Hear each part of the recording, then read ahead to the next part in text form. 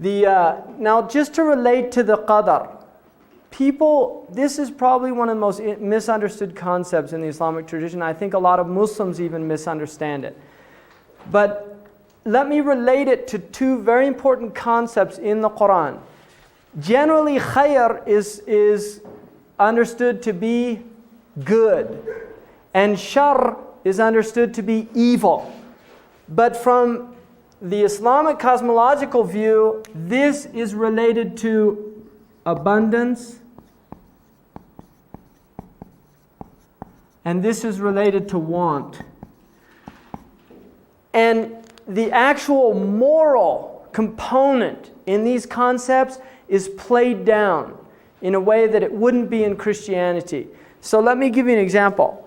I think for a lot of people, they have a hard time with the idea of a God who could create evil. And this is a classic philosophical problem in the West.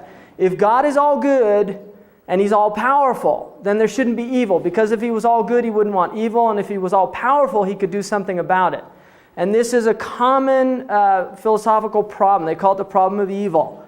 And there have been attempts to resolve it. But from a Muslim point of view, we believe that good and evil are both from God.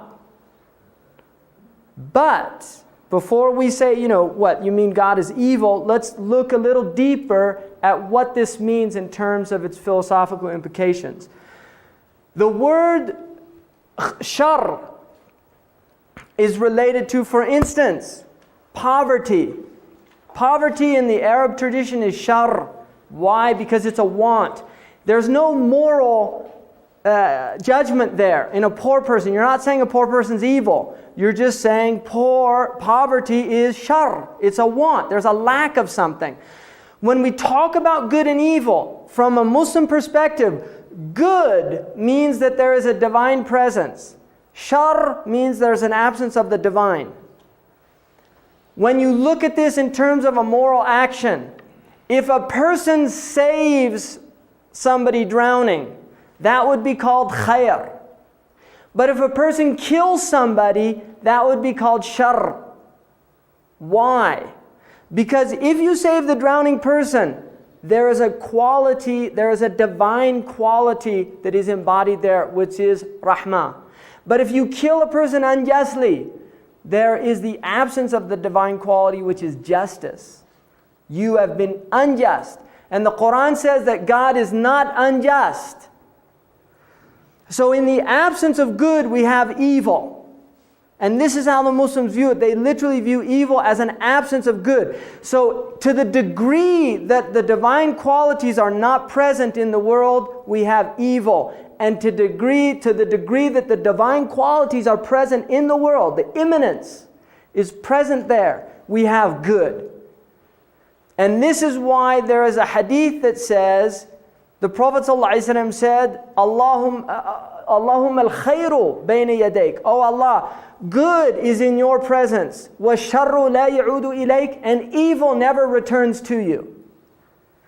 So while we believe that God has created a world of opposites, abundance, want, good, evil, we do not believe that evil goes back to God. Because evil is the absence of the divine. In other words, the divine is absent from the act. Now the other problem, when we look in terms of khayr and shar, is the Qur'an says, عَسَىٰ أَن تَكْرَهُ شَيْئًا وَهُوَ خَيْرٌ لَكُمْ. Maybe you detest a thing and it is khayr for you, it's good for you. وَعَسَىٰ أَن تُحِبُّوا شَيْئًا وَهُوَ شَرٌ لَكُمْ. And maybe you love a thing, but it's evil for you. And then it says, وَاللَّهُ يَعْلَمُ وَأَنْتُمْ لَا تَعْلَمُونَ. And God knows and you do not know. So there is an idea here in this concept of good and evil that we are in a relative situation. We do not have all of the information here. That one person's evil is another person's good. One person's evil is another person's good. And this happens all over. You can see this. Somebody loses a job, another person gets the job. So for one person it was shar, for another person it was evil, it was good. And this is the nature of the world. Now if you look in terms of The giver of life and the taker of life. If there was no taking of life, then there couldn't be a continuation of life. This is the nature. We generally relate the taking of life to shar. It's a want, it's a lack of. But in relation to the next world, there is a khair, right? Because death in this world means life in the next world. So this is related to, we are not putting moral components here. We are not judging things for ourselves. Now the Qur'an has given for the Muslims a criterion. It is evil to kill another person unjustly, and a person is taken into account for that and killed. In relation to the big picture, we do not know, and we can't make an eternal judgment. We can only make a temporal judgment. We do not know. In other words, if somebody murders another person, and by all outward appearances it was an unjustly murder, that person is taken into account and his life is forfeited. Or in certain circumstances, what are called the wulat ad-dam can forgive him. Islam has an interesting attitude towards the death penalty. The Muslims allow for a family to forgive the person. So you can't, the Christian ideal of forgiving, and the Qur'an actually says to forgive is higher. So if a person killed another person, the family has the right to say they forgive them. Right? They can do that. But in terms of highway robbery, brigandry, there's no. That's anybody that threatens the security of a society. In other words, indiscriminate.